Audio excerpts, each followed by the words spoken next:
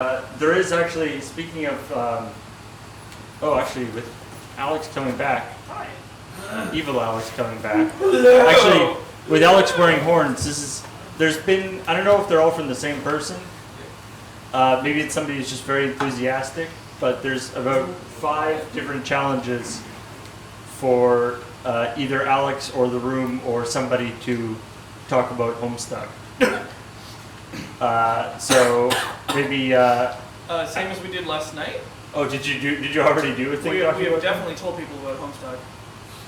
All right. Well, maybe just a quick, or I don't know, whatever you want to talk about. Serge. Hi. What do you know about Homestuck? Absolutely nothing.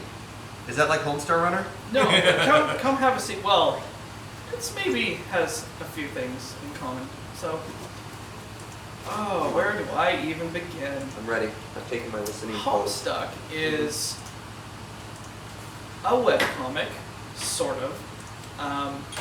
But I love getting to do this because I'm going to unironically refer to it as an interactive web experience, which is what it actually is. How do we interact with it? It's, okay, so on the surface it's a webcomic told through single panels and dialogue, like a normal comic, except that there are also animated GIFs and video segments and playable sections. Because the whole thing is basically a parody of video games. It's about a group of kids who have met one another on the internet, and they play a video game that destroys the world. Sorry, the universe. What? Yeah, it blows up the universe. That's how it starts. When does it stop being a comic and start being a game? It sort of flips between those things. It's like because the whole thing is like a video game parody.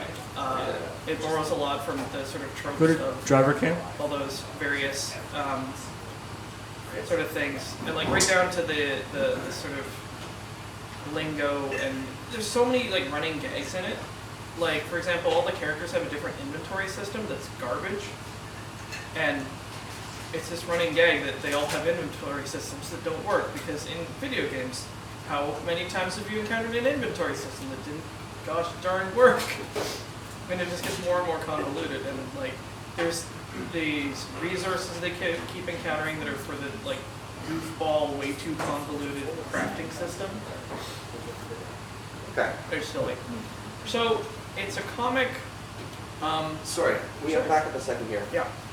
When did it stop being their characters inside of the game? So why do they? Yes. So do they have multiple characters in that they're both the human? Is it like one of those virtual reality games where No. they play both the character and themselves outside of it? No, it's more like the opposite of that, where they're themselves and also they're sort of in a video game. Like they start playing this video game, and it actually like sort of is integrated with real life. It's very strange, but let me see if I can bring this back. It's a story of and about and for kind of our generation, like Okay. people around my age, because it's like really heavily steeped in the like pop culture and sort of like, again, video game stuff and just like nerd fandom things, and that sort of is the fabric from which it's put together. And there's been a large sort of community input component to it, like trends and sort of things that the community has latched onto become sort of integrated into the comic at various points. Alright, so let me see how much I've absorbed. Okay. There's a group of people Yeah. who are presumably supposed to be the same age that we can identify with some point, so young But adults. in the comic they're kids. Oh, okay. And they are playing a game, Yeah. which is a video game Yes. that they have in some way entered, and so we're interacting with their characters. Yeah.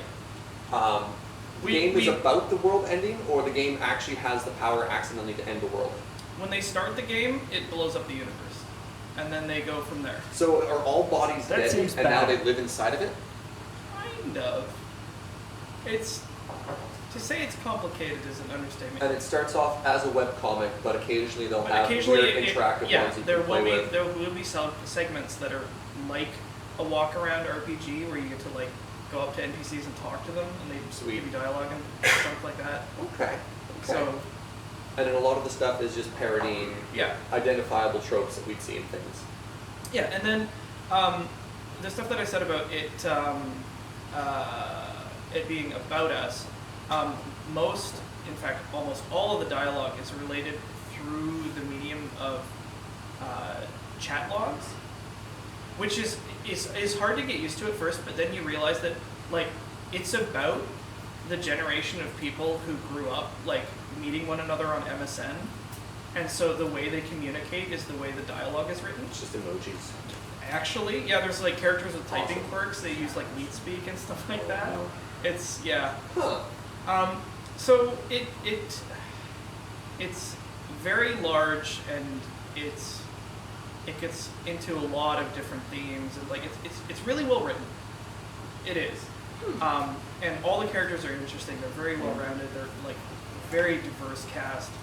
You encounter a whole bunch of aliens that are all really fleshed out. Somebody said it's like an internet version of the Odyssey, where there's just like tons of stuff happening over a huge, long period of time on a giant scale, with lots and lots of characters. They're all interesting and relevant. You know, How easy to get into as a complete beginner? it's not super easy, but I have a suggestion. Okay. Again, like the Odyssey, not Yeah. super easy to get into. No, for serious, if you're in any way intrigued by Homestuck, or you at least want to just understand it, read Problem Sleuth, which is a precursor comic, also by Andrew Hussey. Okay. It's much shorter, and it's way more of a just straight up parody of video games, rather than like getting really, really deep into the complicated storylines and themes and stuff like that. It sets up a lot of the storytelling mechanics and the style of humor that makes the strip work. And it's a gas. It's again like a love letter, and also a lampooning of video games, and specifically like point and click adventure games. Somebody in chat was mentioning that one of the tricky things is it looks like the fandom is neck deep in their own self-parody. Yeah, pretty much. I mean, the Homestuck community, you know, well, kind of back when it was still really, really huge, was kind of, you can't actually parody them, because anything that you could come up with, they've already done weirder Already made and fun of worse. themselves. All right. Huh. So yeah. Also, the community has created a lot of incredible content. Actually, like people will. Excuse me. It has sort of an infamous reputation from when it was younger and less mature. You know, horror stories about conventions with, you know, gray paint getting everywhere and people spitting into buckets and stuff like that. People but spitting that's- into buckets? I don't even know where to start with explaining that. Is there an actual thing known as a Homestuck? That's the term that people sort of identify themselves as, like a Whovian, or like a you know, like if you're into a particular series, you have like a name for yourself. Trekkie. Yeah, Oh, okay. Trekkie, Whovian, Homestuck. So is the series not called Homestuck? It is called Homestuck. Okay. That is the name of the comic. But it will refer to people as you know, I am a Homestuck. Yeah.